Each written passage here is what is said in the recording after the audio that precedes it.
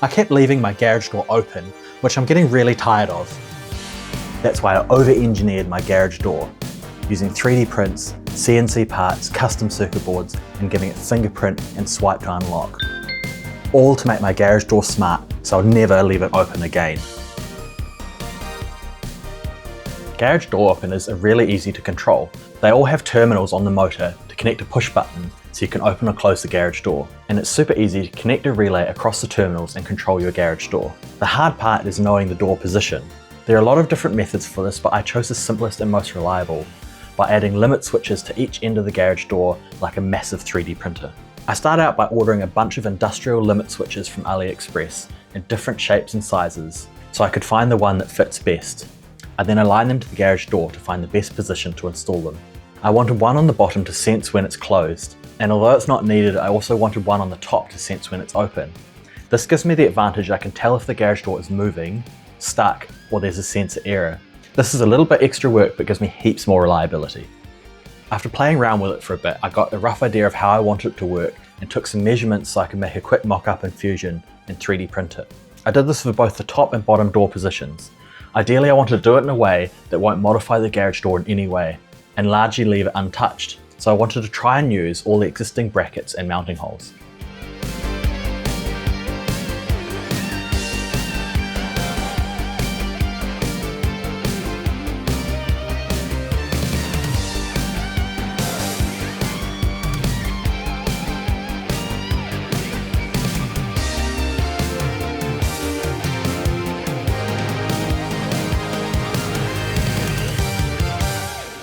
After a quick print and install, the brackets have worked well for testing, but the plastic is a bit flimsy and won't hold up in the long term. I have a great solution for this that I'll show later in the video, but right now I want to work on the controller.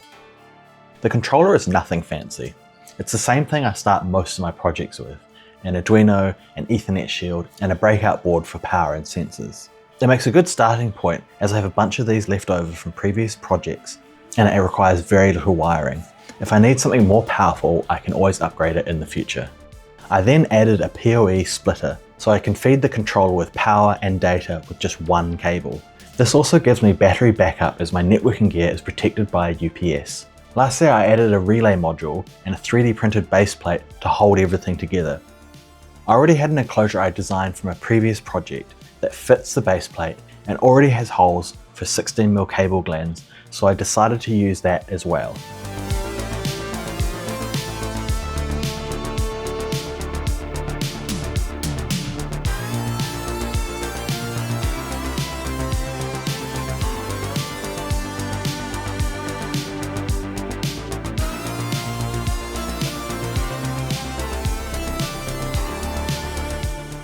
After mounting it to the wall near the lower limit switch, I ran cables to each of the sensors using custom 3D printed brackets that clip to the garage door guide rails and holds all the cables in place.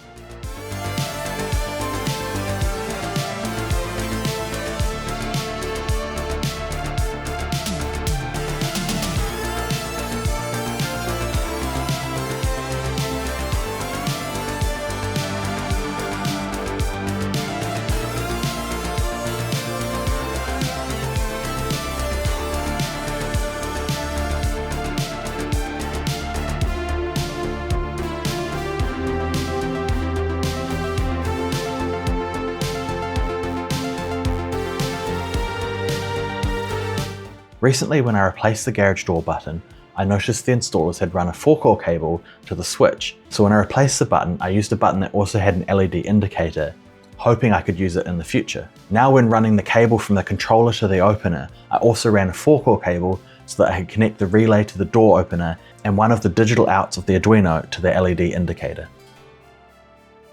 I've been wanting to get a CNC machine for as long as I've had a 3D printer. It always felt like the next step. In the past, I've found CNC machining a bit intimidating. From the cost of the machines to learning CAM packages and knowing what speeds and feeds to use, I just didn't know where to start. So when Makera reached out and asked if I'd like to try the new Z1, I jumped at the chance. The Makera Z1 is an entry-level desktop CNC machine with a 200 by 200 by 100mm work area that can machine aluminium, brass, wood, PCBs and more. With an optional rotary tool or laser, it can do 4th axis machining and laser engraving on wood or plastic. and I thought it would be perfect for this project as the brackets I made for the sensors weren't strong enough. I could have printed it in a stronger material, changed the shape, added more infill, but that always felt more like a band-aid solution. I've never done any CNC machining before, so I wasn't really sure where to start. But Makera have an amazing wiki with heaps of tutorial videos and demo projects. But after watching 1 or 2 videos, I decided just to jump right into it and make my first part. I mean, what could go wrong? Makera was also kind enough to send some stock with the machine, so I made some minor changes to the bracket in Fusion so that they work with the CNC and the material I had. I then imported it into Makera CAM. Makera CAM is free software that comes with the machine. It's a bit bare bones, but I was able to use it to make all the parts so far. Using CAM isn't as easy as a slicer. It's a lot more manual process. You need to create a new operation and select different tools for each feature you want to machine. So for the first part I made, I decided to use only 3 operations and 1 tool. After setting my stock and importing my step file, I created a 3D pocket with a 3mm flat end mill. I also enabled ramping so it would step down and take small cuts each pass. This will machine out the pockets I added to the part to make it lighter, but if I'm being honest, it's also just for looks. Next, I created a 3D contour operation to cut out the slots and the holes for the sensor mounting. I used the same end mill, and I don't think it's exactly the right way to do things. My real plan for using how to use CNC is reading all the comments on this video, explaining all the things I've done wrong. And finally, I created another 3D contour to cut out the part from the stock. I also added tabs to hold the part until the machining was done that I could cut out later. After previewing the toolpath, I exported the G-code and imported it into Makera control software. Unlike a 3D printer, the Z1 does not have a screen, only a start and emergency stop button. So this is how you control the software and send G-code to the machine. The Z1 comes with a probe that measures the height of the part, and it also includes a laser that will draw an outline of the machining area so you can double check it's correct before it begins. Once it's checked the height of the stock, it asks to change to the first tool, which is super easy as it has a toolless collet. Now that I've put the correct bit in the machine, the fun begins, making chips.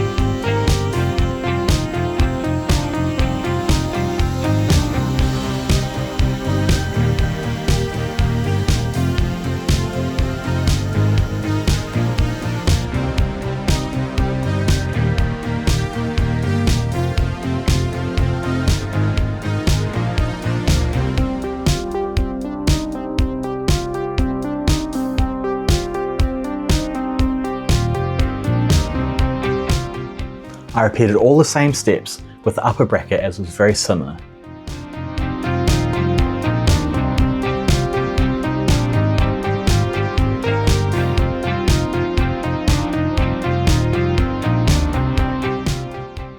But this time I wanted to try something new, thread milling. This allowed me to add M3 threads directly to the part without manually tapping anything. It also means I don't have to add any nuts to the back of the rail guide where it's hard to reach.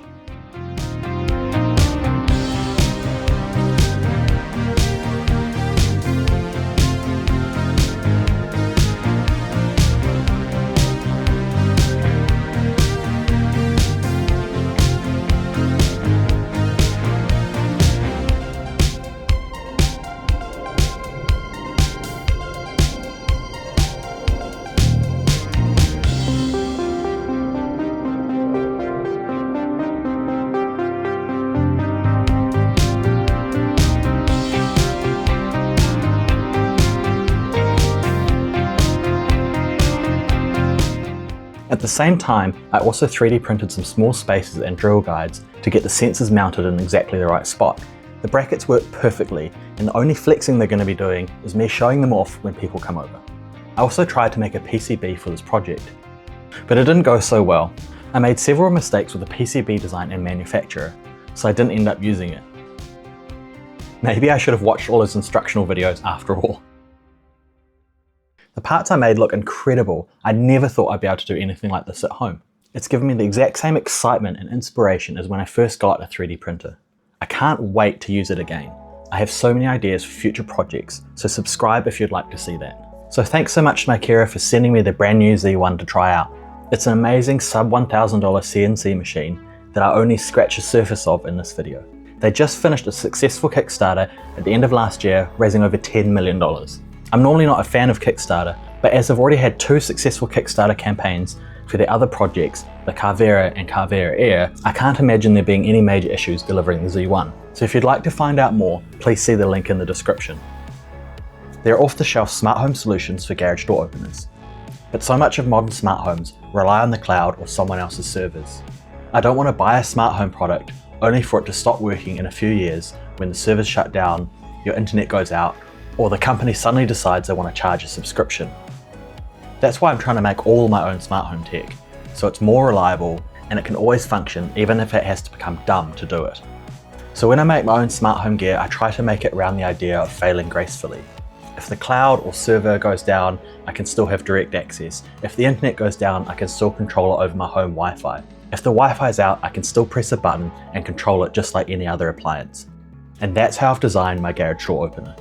The code for the controller software is nothing fancy. It's just a simple Arduino sketch that connects to my network via Ethernet and provides 2 API endpoints. One of the endpoints is for getting status. This includes door position, raw sensor data, and the temperature of my garage. The other endpoint triggers the door to open or close. I also program the light on the push button to flash when the door is moving and stay on when the door is closed so I can see it in the dark. Because the controller is so simple, it's easy to link into Home Assistant or connect to other services. It's more reliable and can be directly accessed by either Wi-Fi or VPN, and it doesn't require a remote server. Other than the default garage door integration in Home Assistant, I've also added automations to send me alerts when I've left the garage door open for too long. If Home Assistant is down or having issues, I can directly connect to my door opener via Wi-Fi or VPN with a custom app I made. The app can quickly show me the door status, whether it's open or closed, and because I miss my iPhone 4 so much, I also added swipe to unlock. This stops me from accidentally opening the door when I open the app. Finally, I added a custom automation to my security system. So if I scan my fingerprint on the doorbell, it will open or close the garage door. This means if I forget my phone or keys, I can still get into my house. So far it's been working great and I haven't left my garage door open once, but only time will tell if it's as reliable as I've planned. So if you enjoyed this video, I would very much appreciate a like and subscribe. I've also added links in the video description to the Makera Z1 and the files for the custom bit holder I made. Thanks for watching.